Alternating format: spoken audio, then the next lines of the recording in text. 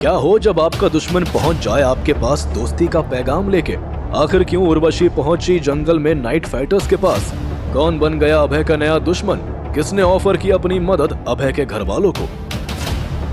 उर्वशी को देखकर कप्तान साहब ने अपनी बंदूक उस पर तान दी। इस खिलौने की कोई जरूरत नहीं है कप्तान साहब। तुम यहाँ पर क्या कर रहे हो?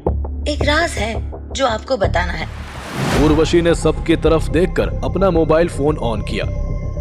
उसमें एक वीडियो चलाई। वीडियो देखकर सब लोग शॉक हो गए। तुम लोगों के जानी दुश्मन रेड कार्ड किलर्स मुंबई आ चुके हैं। ये यहाँ क्या कर रहे हैं? इन लोगों को राघव ने तुम्हें मारने का कॉन्ट्रैक्ट दिया है।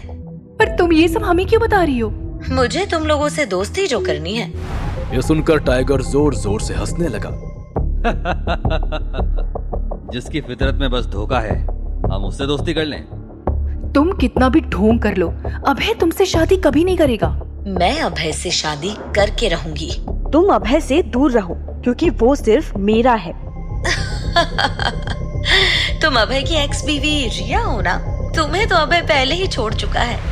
ये कहकर उर्वशी वहां से निकल गई। जब अभय अपने घर पहुंचा तो उसने देखा कि बहुत सारी गाड़ियां और गार्ड्स वहां खड़े थे। अभय घर के अंदर चला गया तो घर में एक 60 साल का आदमी उसका इंतजार कर रहा था। अभय को देख के वो उसके पास आया और बोला, तो तुम हो अभय? मैंने आपको पहचाना नहीं। मैं जैस्मीन का पापा हूँ, रंजीत ठाकुर। मुझे तुमसे अकेले में बात करनी है। अभय रंजीत के साथ बाहर चला गया। तुम्हें मेरी बेटी से बदतमीजी नहीं करनी चाहिए थी। बदतमीजी आपकी बेटी ने की थी। मुझे इस बारे में कुछ नहीं सुनना। तुम अगर मेरी बेटी से माफी मांग लो तो मैं सब कुछ भूल जाऊंगा। मैं माफी नहीं मांगूंगा। तो तुम्हें नया दुश्मन मुबारक हो अभय। मुझसे दुश्मनी बहुत महंगी पड़ेगी तुम्हें। ये कह के रंजीत ठाकुर वहां से चला गया। यहाँ अभय की लाइफ में नया दुश्मन आ गया था।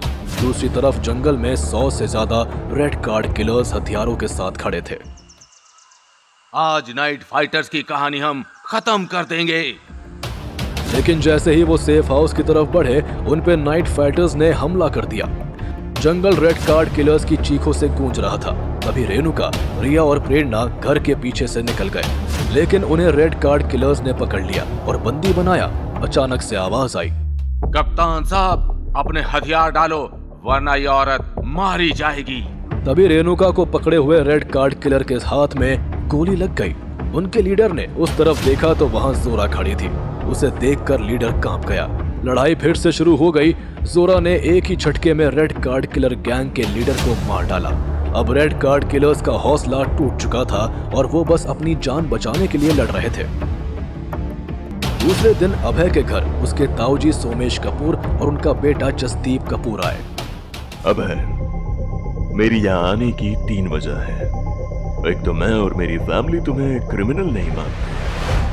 दूसरी, तुम्हारे पापा को कंपनी खोलने में मैं मदद करूंगा, लेकिन कंपनी के 60% शेयर मैं रखूंगा।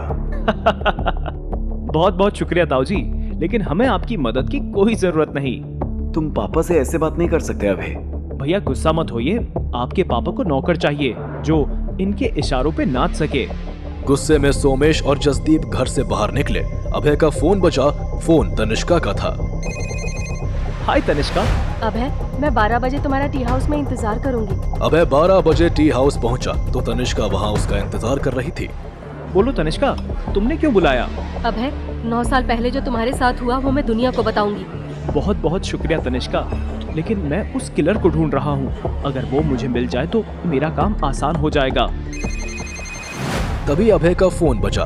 फोन पर कामिनी थी। वो घबरा के बोली, अभय, दीपक को होश आ चुका है। अगर उसने पुलिस को सब कुछ बता दिया तो? क्या दीपक पुलिस को अभय के बारे में सब कुछ बताएगा? क्या अभय उस क्रिमिनल को ढूंढ पाएगा जिसकी वजह से वो जेल गया? क्या तनिष्का वाकई करना चाहती है मदद अभय की? जानने के लिए देखिए अगला एपिसोड सिर्फ पॉकेट एफएम के यूट्यूब चैनल पर। और बंदा ये बैडास है कि सारे एपिसोड्स को सुनने के लिए डिस्क्रिप्शन में दी हुई लिंक से डाउनलोड कीजिए पॉकेट एफएम ऐप।